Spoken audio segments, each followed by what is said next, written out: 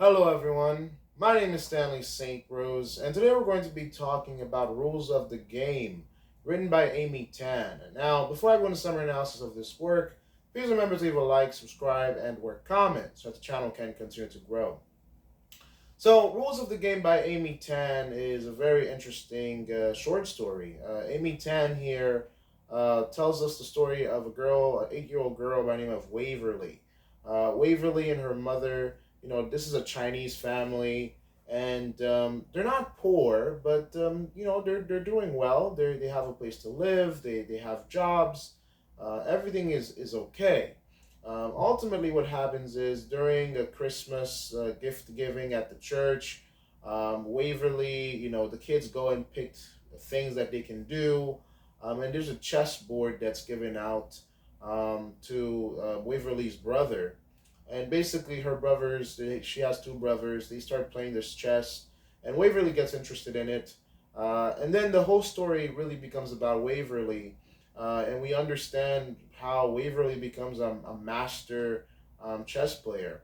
Now, Rules of the Game is a very interesting title for this short story because, there's rules that you have to follow, but Waverly, her mom, they have their own rules. That doesn't mean that they're going to cheat, but they have different ways. I mean, this is the Chinese perspective of looking at life, looking at how life challenges you, how life throw things at you, and how you can respond to it.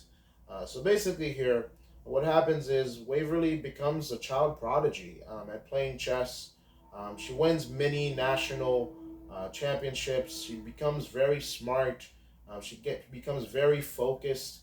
It gets to the point where where she's winning trophies, and her mom is telling her, "Listen, win as many trophies as you want, but don't lose pieces." And Waverly was like, "Well, you have to lose some pieces to win the game." And her mom's like, "I don't care. I don't want you to lose pieces while you're playing the game." And she does that. She's so good that she can win the game without losing pieces.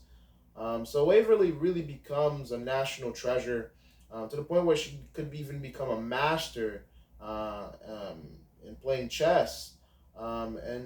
Basically, ultimately, what happens is that Waverly kind of gets fed up with her mother because her mother keeps, saying, "Oh, this is my daughter, this is my daughter, this is my daughter," wherever she goes. And Waverly is tired of it, that her mother's kind of like using her own daughter as a trophy, telling everybody how great her daughter is. And one day, Waverly blows up, and she tells her mom, "Listen, stop telling people that I'm your daughter, and stop using me as a trophy. Why don't you play chess yourself?" So Waverly kind of gets too big for her pants. She thinks that she's bigger. Maybe yes, she's kind of fed up with her mother. She's tired of her mother, but at the same time, her mother truly loves her. Her mother truly is that coach. I mean, many children, many kids would want their mother to be as enthusiastic, as present in their lives and what they're doing. Because Waverly's mother is there, man. She is supportive. She is an aggressive supporter. Many kids don't get that. Some parents are just there to give you food, shelter, and clothing. The basic necessities of life.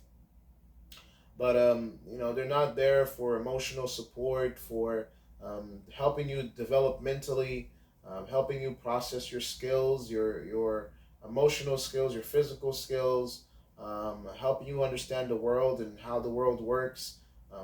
Some parents don't do all of that. Some parents just give you food, a place to sleep, and clothes on your back. And then they tolerate you. That's pretty much, some parents, that's all they give you. But other parents, they want to make sure that you are the best version of yourself. And Waverly, she blows up, in her mother's face. Her mother, she's kind of like, she doesn't know what's going on. Because from her perspective, she's just so supportive. She's just so helpful. She's just there for her daughter, but her daughter doesn't see it that way. So this is a very fascinating work in terms of deep meaning and analysis here. The relationship between Waverly and her mother is very, very interesting. I can't say close, I can't say far, I can't say they are enemies, I can't say they love. I mean, yes, we can assume that, mother and daughter, they love each other. But the short story kind of ends up with Waverly kind of like seeing herself in a chess match with her own mother.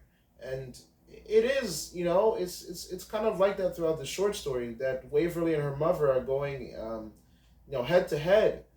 In one way, I think the mother loves her, her daughter, and she wants the best for her daughter, and she sees herself in her daughter, but the daughter just sees her mom, as kind of like, too involved, too, that kind of like smothering, too in her business. Waverly kind of wants her own freedom and her own self identity, and the mother just like wants to be there for her, and just, well, the thing is, I do understand Waverly in one point. I think she doesn't want her mother to just tell her what to do all the time and to be a pawn in her mother's game. Um, and the mother is kind of like, she doesn't agree with Waverly.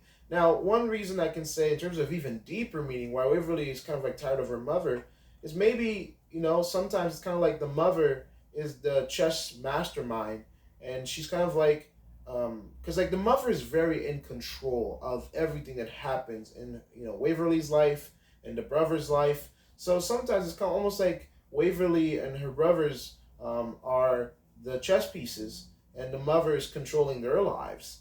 So that's why maybe at the end of the short story, Waverly kind of feels that she's in a chess mother, in a chess match with her own mother, because her mother is so controlling, so smothering, so on top of her, that she can't breathe. That Waverly can't breathe for a second.